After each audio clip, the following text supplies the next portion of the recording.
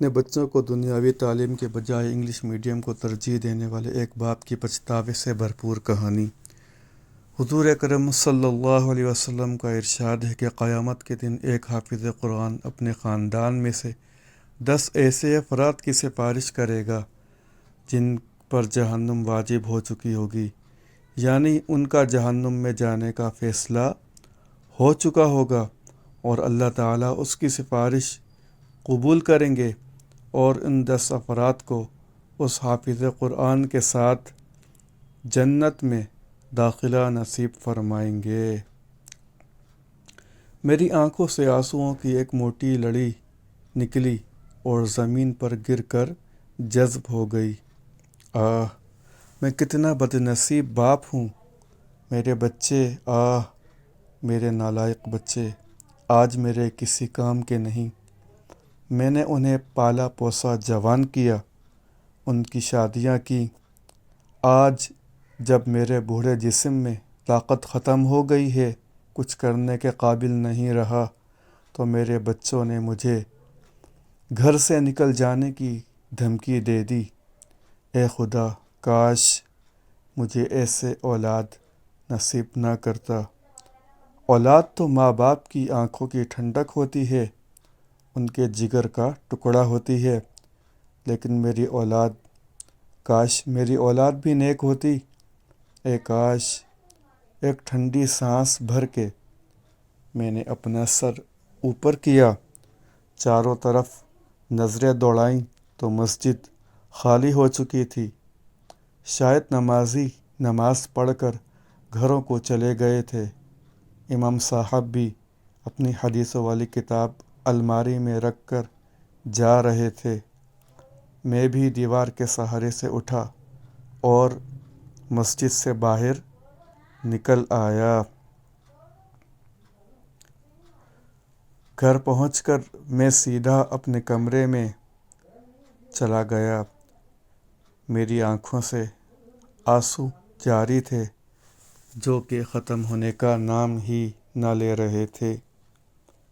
ایک غم تھا جو کہ اندر ہی اندر مجھے کھائے جا رہا تھا۔ ایک چوٹ تھی جو کہ مجھ سے برداشت ہی نہیں ہو رہی تھی۔ کاش کہ میں نے اپنے بچوں کو دینی تعلیم سے بھی روشناس کرایا ہوتا۔ کاش انہیں دین اسلام کی کچھ باتیں ہی سکھا دی ہوتی، انہیں زندگی گزارنے کے کچھ طریقے ہی سکھا دیے ہوتے، تو شاید میرے ساتھ یہ حال نہ ہوتا۔ ہاں، غلطی میری ہی تو تھی۔ میں نے انہیں شروع سے ہی شہر کے اونچے اور انگلش میڈیم اسکول میں داخل کرا دیا تھا۔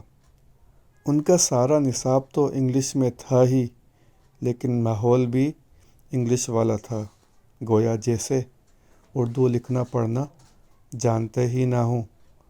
بڑا بیٹا تھا جو تھوڑی بہت اردو سمجھ لیتا تھا، چھوٹے کو تو بالکل ہی نہیں آتی تھی۔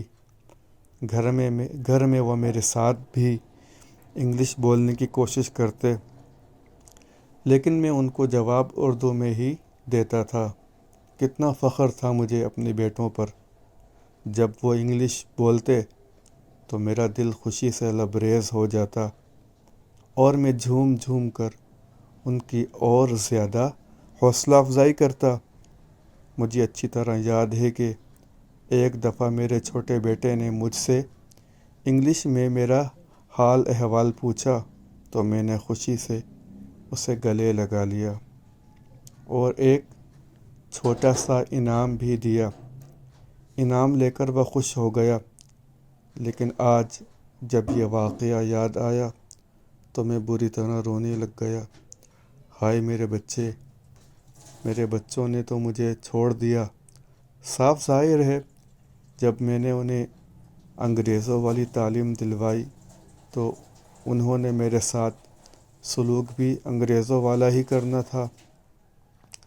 مجھے یہ بھی اچھی طرح یاد ہے، بچپن میں میرے بچوں کو اسکول سے 2 بجے چھٹی ہوا کرتی تھی اور 3 بجے انہیں اکیڈمی پڑھنے جانا ہوتا تھا اور پھر اکیڈمی سے رات گئے واپس آتے تھے۔ میری بیوی کچھ دیندار، سلیقہ شعار اور سمجھ رکھنے والی خاتون تھی۔ ایک دفعہ مجھے کہنے لگی، چاہتی ہوں کہ ہمارے بچے قرآن مجید بھی پڑھیں۔ میں اپنی بیوی کی بات سن کر سوچ میں پڑ گیا۔ ان کو تو ٹائم ہی نہیں ملتا، قرآن کی تعلیم وہ کیسے حاصل کریں گے؟ میں نے اپنی بیوی کو یہ بات بتائی تو وہ بولی، بچوں کے پاس 2 سے 3 بجے تک کا وقفہ ہوتا ہے، اس دوران قاری صاحب سے بات کر آئیں تو وہ آدھا گھنٹہ دے دیا کریں۔ مجھے یہ تجویز بھلی لگی۔ میرے گھر کے ساتھ ہی ایک اچھا سا مدرسہ تھا۔ میں اسی مدرسے میں گیا، قاری صاحب سے ملاقات کی اور اپنے بچوں کے بارے میں ان کو بتایا اور ساتھ قرآن مجید پڑھانے کی آفر بھی کی۔ انہوں نے وقت پوچھا تو میں نے ان کو وقت بھی بتا دیا۔ بس وقت کا سننا تھا کہ قاری صاحب نے مجھ سے معذرت کر لی کہ ہم بچوں کو کم از کم 1 گھنٹہ پڑھاتے ہیں، اس سے کم وقت میں نہیں پڑھا سکتے۔ میں قاری صاحب سے آدھے گھنٹے پر ہی اصرار کرتا رہا، لیکن جب وہ نہ مانے تو آخر تنگ آ کر انہوں نے مجھے کچھ ایسی باتیں کہیں جو کہ آج مجھے شدت سے یاد آ رہی تھیں۔ کتنی سچائی تھی ان کے کہے ہوئے ایک ایک لفظ میں، کتنی مٹھاس تھی ان کی باتوں میں۔ ان کی زبان سے نکلا ہوا ایک ایک لفظ ثابت ہو رہا تھا، کاش میں نے ان کی باتوں پر تھوڑا سا عمل کیا ہوتا، ان کی باتوں کو ٹھنڈے دماغ سے سوچا تو ہوتا۔ جی چاہ رہا تھا کہ دوڑ کر جاؤں اور ان کے پاؤں چوم لوں، لیکن اب تو وقت گزر گیا تھا۔ قاری صاحب وقت کے ساتھ ساتھ خود بھی گزر گئے تھے۔ میں غم سے نڈھال ہو گیا، اپنے آپ کو ہلکا کر لیا تھا۔ ہاں، واقعی قاری صاحب نے ٹھیک کہا تھا کہ دنیاوی تعلیم کو تو دیں آپ 12 گھنٹے اور دینی تعلیم کے لیے صرف آدھا گھنٹہ۔ کامیاب انسان تو وہی ہے جس کے پاس دونوں تعلیمات ہوں۔ جتنا وہ دنیاوی تعلیم حاصل کرنے میں لگا رہتا ہے، اتنا وہ دینی تعلیم کو بھی حاصل کرے۔ آپ نے اپنے بچوں کو انگلش اسکولوں میں تو داخل کرایا ہوا ہے، بے شک آپ اپنے بچوں کو اچھی تعلیم سے روشناس کرا رہے ہیں، لیکن یہ تعلیم تو اس وقت تک ہمارا ساتھ دے گی جب تک ہم زندہ رہیں گے۔ مرنے کے بعد تو قبر میں صرف دینی تعلیم ہی کام آئے گی۔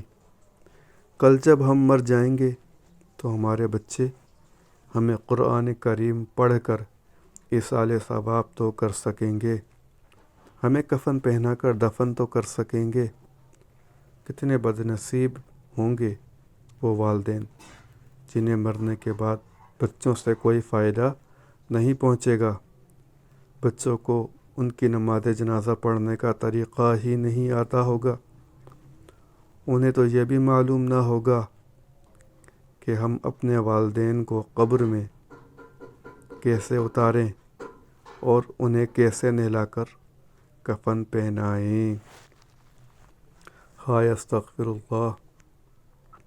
میں زاروں قطار رونے لگا۔ میں ابھی زندہ ہوں، زندہ ہونے کی حالت میں بھی میرے بچوں سے مجھے کوئی فائدہ نہیں، تو مرنے کے بعد کیا ہوگا؟ قاری صاحب کی باتیں میرے دل پر تیر بن کر چبھ رہی تھیں۔ آج مجھے معلوم ہو رہا تھا کہ قاری صاحب نے وہ باتیں تو میرے فائدے کے لیے ہی کہی تھیں۔ اس وقت تو میں نے قاری صاحب کی ان باتوں پر توجہ ہی نہیں دی تھی، بس ایک خیالی ذہن جیسی باتیں سمجھ کر واپس آ گیا تھا۔ اگلے روز میں پھر قاری صاحب کے پاس نہ گیا۔ میں اپنے بچوں کو اسکول تو باقاعدگی اور پابندی کے ساتھ بھیجا کرتا تھا، کیونکہ مجھے معلوم تھا، بلکہ میرا خیال تھا کہ میرے بچے اچھی تعلیم حاصل کر کے کل کو اچھے شہری اور اچھے انسان بن جائیں گے۔ میرا ارادہ تھا کہ میں اپنے بڑے بیٹے کو ڈاکٹر بناؤں گا، جو کہ بڑھاپے کی حالت میں میری خدمت کرے گا، اور چھوٹے بیٹے کو میں کسی بڑے عہدے پر فائز کرا دوں گا۔ لیکن آج جب میری خدمت کا وقت آیا تو بچوں نے مجھ سے منہ موڑ لیا اور ایسے ناتا توڑا کہ پھر بیویوں کے ہو کر ہی رہ گئے۔ بڑی بہو تو مجھے گھر میں ایک بوجھ سمجھتی تھی، اور چھوٹی بہو جب سے بیاہ کر آئی تو اس نے آج تک مجھ سے بات تک نہیں کی تھی۔ اسے تو میں شروع سے ہی برا لگنے لگا تھا۔ میری شریک حیات بھی اس صدمے سے اس دنیا سے چل بسی تھی۔ چھوٹے بیٹے کو تو اپنے بزنس سے فرصت ہی نہیں ملتی۔ اس نے تو آج تک میری خدمت بھی صحیح طرح نہ کی، بس ہر وقت پیسہ کمانے کے چکر میں پڑا رہتا۔ بڑا بیٹا بھی اپنی مصروفیت کے باعث مجھ سے نہ مل سکتا تھا۔ اے خدائے پاک، میں کیا کروں؟ میری آنکھوں سے آنسو جاری ہو گئے۔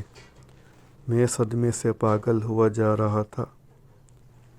اے کاش جب میں مر جاؤں گا تو میرے بچوں کو اتنی بھی فرصت نہیں ہوگی کہ میری نماز جنازہ پڑھ سکیں اور مجھے صحیح طریقے سے دفنا سکیں۔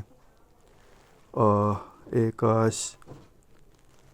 لیکن پچھتانے کے سوا اب تو کوئی چارہ ہی نہیں۔ وقت تو گزر گیا تھا۔ مجھے بار بار وہ احادیث مبارکہ یاد آ رہی تھی جو کہ میں نے مسجد میں سنی تھی، جس میں یہ ذکر تھا کہ قرآن مجید پڑھنے والا شخص جس پر وہ عمل بھی کرے، اس کے والدین کو قیامت کے دن ایسا تاج پہنایا جائے گا جس کی روشنی سورج کی روشنی سے زیادہ ہوگی۔ کتنے خوش نصیب ہوں گے وہ والدین جن کے بچوں نے قرآن مجید پڑھا ہوگا، اسے یاد کیا ہوگا اور اس پر عمل بھی کیا ہوگا۔